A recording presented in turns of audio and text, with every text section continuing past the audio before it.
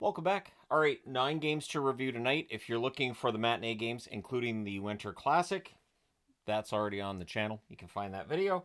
At any rate, we're going to start things off. We're going to talk about Pittsburgh and Detroit, as 7 games were on at the same time, and I had to catch them after they'd already started because of the way the scheduling was set up tonight. So it's Nedeljkovic versus Lyon. We get a power play for Detroit. That's killed off. And then on their 6th shot, Detroit opens the scoring. It's Berggren from Tarasenko and Comfer at 7:52, and with that being the 6th shot on net for Detroit, Pittsburgh had none. Penguins press with 3.5 minutes left. Rakell's denied. The Wings rush the other way, and then at 18:29, O'Connor ties it from glass. He roofs that one from the side of the net. It's 1-1 after 1. Second period. Teams trade rushes. The Wings press at 2 minutes. We get a power play for Detroit. Larkin can't bury one in close, and then Patrick Kane goes post and in from the right circle. He scores from DeBrincat and Raymond at 3:41. It's 2-1 for the Wings. In fact, the shots are 7-0 Detroit. At 5 minutes, Pittsburgh had a hard time starting on time in the first 2 periods. We get a power play for the Penguins. Karlsson has a rush chance that's held. That power play's killed off. Shots are 8-4 Detroit with 8 minutes left. Karlsson takes a puck to the face. He would come back into the game. Looked like it struck him up in this area here, so yeah, painful. Wings press with 6 minutes left. There's more pressure by them with 3.5 minutes left, and they keep a 2-1 lead after 2. Third period, the Penguins press at 1.5. We get a power play for the Penguins, and they score on it. O'Connor tips one in close. Karlsson and Crosby with the assists at 3:18, so that makes it a 2-2 tie. Raymond then has a net drive. That's held. Shots are 6-4 Pittsburgh at 7 minutes, so unlike the first 2 periods, Pittsburgh starts on time in this one. Penguins go back to the power play. That one's killed off. There's a near miss for Larkin. The puck's cleared out. We get a power play for Detroit, and they score on it to break the tie at 14:26. After a puck hits the post, Comfer buries it before. It might have gone over the goal line anyways, but you want to make sure. So Comfer gets this one from Gustafsson and Berggren at 14:26 to make it 3-2 for Detroit. The goalie pull happens with 1:40 left. With 1:04 left, the Penguins call a timeout. And then we get back to playing, and Detroit hits the empty net. It's Larkin at 19:46 from Raymond and Veleno. The final score in this one's 4-2. Detroit now 15-18-4, and maybe starting to pull themselves up out of this deficit towards the playoffs here. Whereas Pittsburgh 17-17-5, they just can't get more than a game above 500. Your 3 stars in this one: Comfer, O'Connor, and Berggren. Shots on net, 7 apiece in the first, 10-7 Detroit in the second, 11-8 Pittsburgh in the third. Both teams have 25 shots in this. Power plays: Pittsburgh 1 for 3, Detroit 2 for 3. The hits 18-9 for Detroit. Nedeljkovic saves 21 out of 24. Lyon saves 23 out of 25. All right, next up, Carolina and Columbus. Kochetkov versus Merzlikins. This one threw me off too because the feed on TV that I was watching was about a minute behind the actual time of the game. So the app just kept giving me spoilers on this one. Shots are 4-2 Columbus at 3.5 minutes. Aho's denied as the Canes press. And then at 4:48, Marchenko opens the scoring for Columbus. He scores from Monahan and Matejchuk. I believe that's Matejchuk's first NHL point. We then get a power play for Carolina. They score on it. It's Ty Smith with his first goal as a member of the Canes. He scores from Aho and Natchez at 9:59, and that was a point shot past a screen. Canes press with 8 minutes left, but at 15:43 with Marchenko down, because I think it was Burns knocked him down, Marchenko scores from Voronkov and Monahan to make it 2-1 for Columbus. 3 minutes left, we get 2 minutes of 4-on-4. Columbus then presses in the final minute, and with 43.5 seconds left, Columbus goes to the power play. So that rolls over into the second period with score 2-1 Columbus. Canes finish the kill. We then get a power play for Carolina. That's killed off as well. And then the Canes, first they tie it. It's at 5:47. It's Roslovic, the former Blue Jacket, from Jarvis and Aho. And then at 8:18, Kotkaniemi scores from Robinson. So it's 3-2 for Carolina. Shots are 8-4 for Carolina with 5 minutes left. We get a power play for Columbus. Marchenko has a net drive that's held. Power play's killed off. Canes press in the final minute. So it's 3-2 Carolina after 2. We go to the third. We get a power play for Columbus, and they score on it. It's Voronkov. At 4:58 from Monahan and Werenski. The teams then trade rushes. The shots are 3 apiece at 7 minutes. Power play for the Canes. That's killed off. Columbus presses with 7.5 minutes left. Carolina presses with 6.5 minutes left. Voronkov can't bury one in close. Columbus presses again with 3.5 minutes left, but we're going to overtime. The overtime, the Canes control early. Elvis saves. Columbus takes over. We get a timeout for the Canes as well on a hold by Elvis. Marchenko has a rush chance that's blocked by Aho. The team's trade rushes. Monahan's denied on a 2-on-1. We get a power play for the Canes to close it out, but we're going to a shootout. In the shootout, it's round 4, and Fantilli gets the winner. So it is a shootout victory for Columbus, 4-3. They go to 16, 16, and 6 on the season, whereas Carolina with the shootout loss 22, 13, and 2. 3 stars are Marchenko, Monahan, and Voronkov. Shots on net, 15-10 Carolina in the first, 10-8 Carolina in the second. Both teams had 7 shots in the third. Both teams had 3 shots in the overtime. Final shots 35-28 for Carolina. Power plays, the Canes 1 for 4. Columbus 1 for 3. The hits 21-14 Carolina. Kochetkov saves 25 out of 28. Merzlikins saves 32 out of 35. And so Columbus gets 2 badly needed points out of this one. And we'll see if they can pull themselves above 500, because there's a bunch of teams below that playoff line in the East that if they can just get something together, who knows? But it has not happened as of yet. All right, next up, Buffalo and Dallas. So Luukkonen versus DeSmith. Dallas wearing the Rave jerseys. They have a pretty good record with the Rave jerseys this year. Shots are 6-5 for Buffalo at 7 minutes. The Stars press at 8.5 minutes. The teams trade rushes. Ben's denied from the slot. Duchesne has a rush chance that is gloved aside with 2:28 left. Dallas gets a power play. Their power play hasn't been very good, so that's killed off just the one shot. And there were no more power plays in the game, which suits Dallas just fine. It is scoreless after 1. Second period. Peterka has a rush chance that's held. The shots are 5-1 Dallas at 3.5 minutes. Stars press at 4 minutes. The teams trade turnovers. Power has a one-timer that's held. Sabres press at 9 minutes, but at 9:49, it's Rope Hintz opening the scoring. He scores from Robertson and Harley. The Stars then look for another, but at 10:20, Zucker scores for Buffalo to tie the game up. Thompson and Byram with the assists. Dahlin then has a rush chance that's held. The Stars press. They're kept to the outside. Sabres with some pressure with 2 minutes left. It's 1-1 after 2. Third period, early press by Dallas. There was a post for Ben on a rush, and then don't pass it to Robertson in the slot. Like, when defensemen just throw it into the slot blindly, it's weird because, like, just playing with guys I just street hockey. Like, what are you doing? Don't throw it there. So, yeah, I'm sure that players on Buffalo told them that, but Robertson scores at 2:35. Relatively easy for him to wire it from there, and Luukkonen wouldn't have been ready because he didn't expect his defenseman was going to pass it to Dallas. So Stars look for another. Ben nearly adds another one. UPL holds there. Shots are 5-0 for Dallas at 4:30. But at 4:57, Buffalo ties it again. Goes in off Malenstein's ankle. Lafferty and McLeod with the assists. I think Dallas thought about challenging, but Malenstein didn't actually make contact with DeSmith in the crease. Stars press for a response. Johnston has a net drive this block. The Stars press at the half. And at 11:32, Johnston tips one top shelf. Harley with the assist, so Dallas has the lead back at 3-2.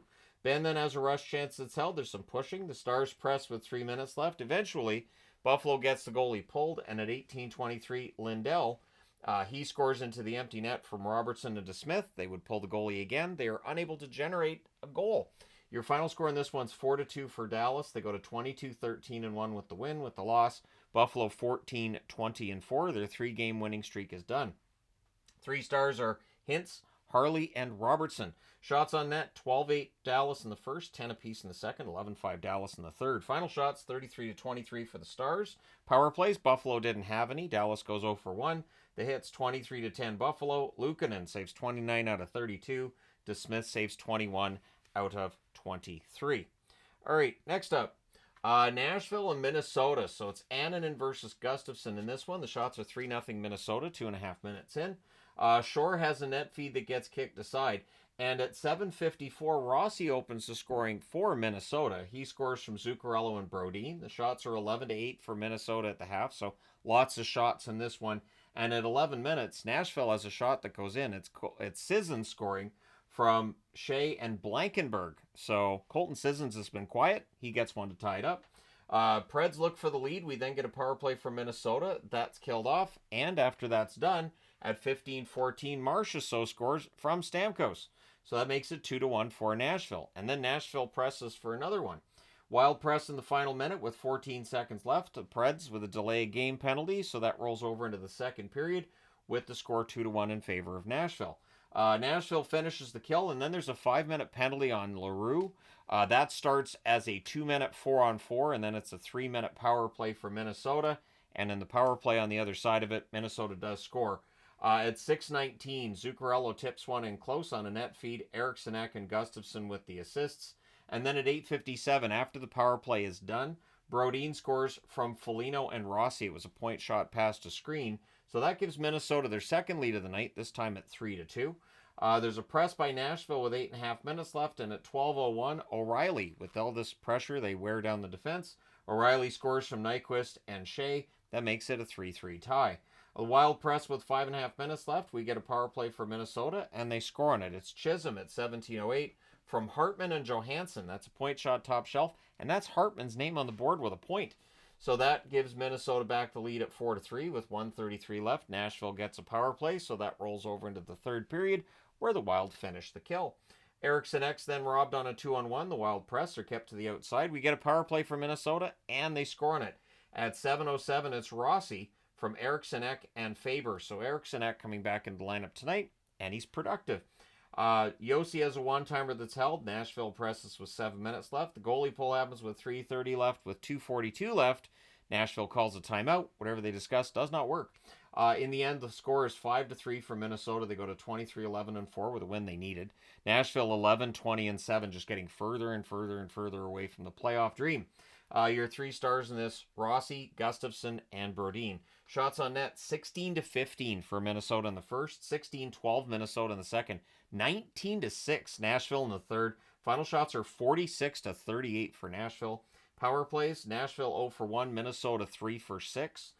The hits: 19-14 Nashville.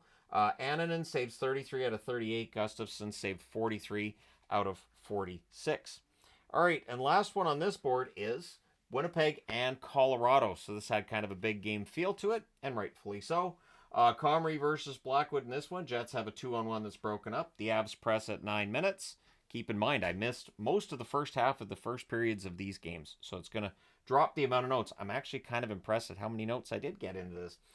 So Comrie's keeping it scoreless at this point. The shots are 9-4, Colorado halfway through the period.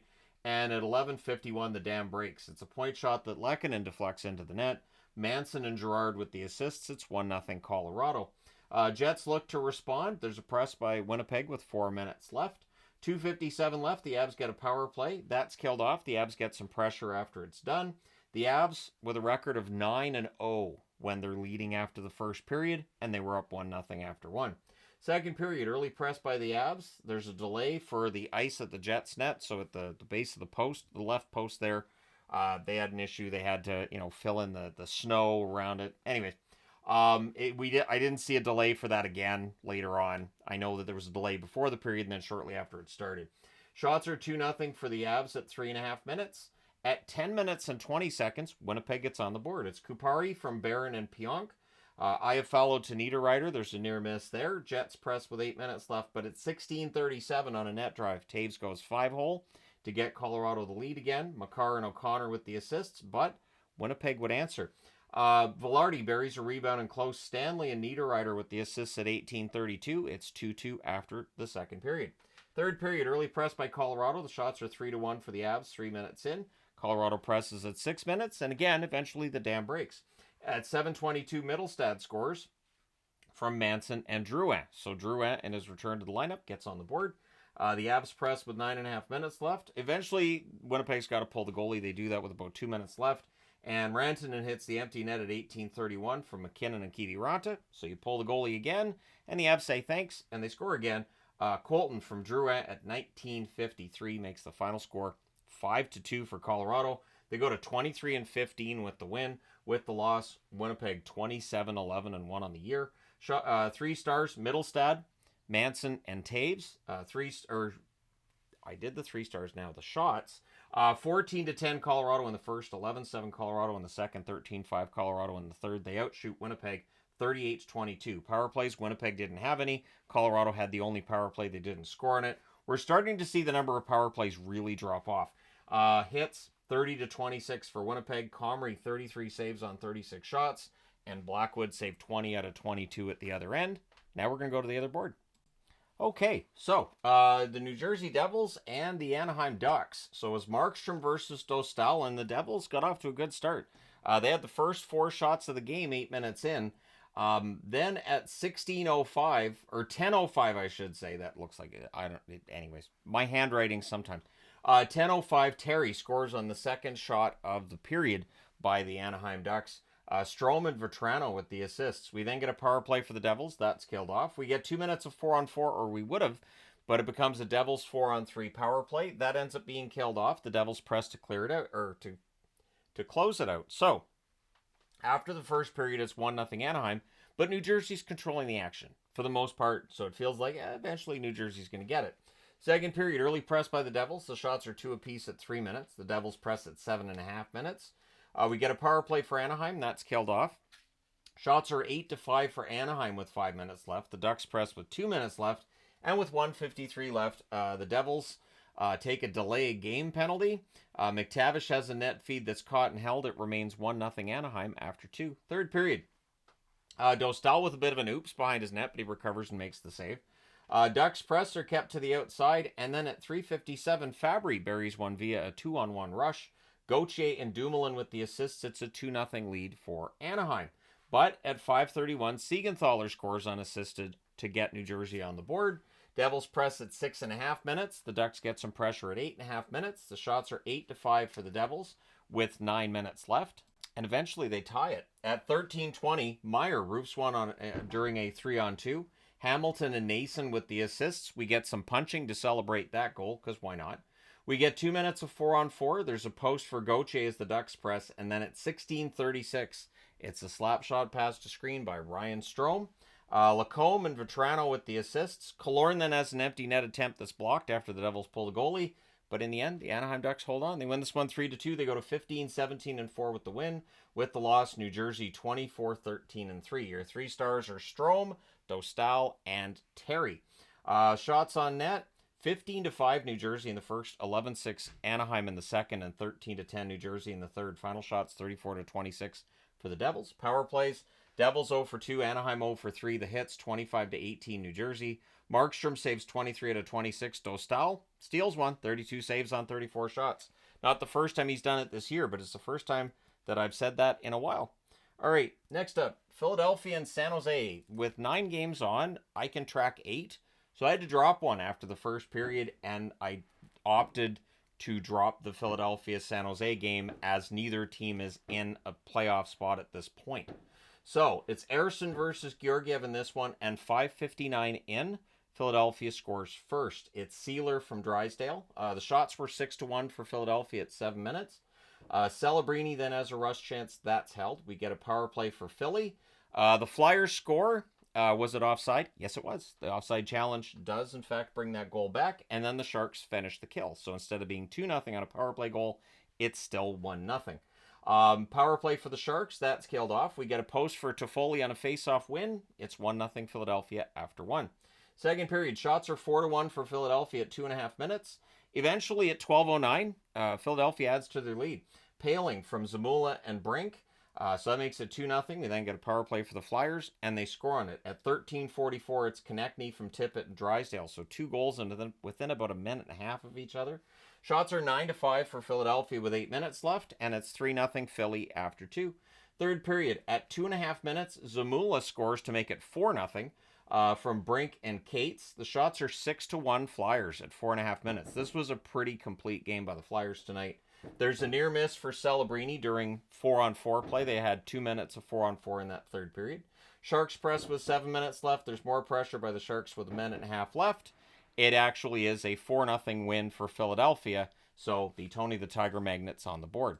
So your 3 stars in this one, Zamula, Drysdale, and Paling in Philadelphia, 17-17-4. So they get back to 500. San Jose 11-23-6 with the loss. Shots on net favored Philly the whole way. 9-7 in the first, 11-8 in the second, 14-7 in the third. They outshoot San Jose 34-22. Power plays, Philadelphia 1-3, San Jose 0-1. The hits 41-20 for San Jose. Ersson played the first 2 periods, saved all 15 shots. Kolosov saves all 7 shots in the third, meaning it's a shared shutout. So neither one of them gets a shutout on their record. Georgiev 30 saves on 34 shots. So, yeah, for San Jose, it's another loss. They've just been spiraling in the wrong direction. All right, next up, Vancouver and Calgary. I mentioned spiraling in the wrong direction, right? All right, let's do this. Lankinen versus Wolf. There's a near miss for Kadri as the Flames press. The shots were 4-0 Calgary 2 minutes in.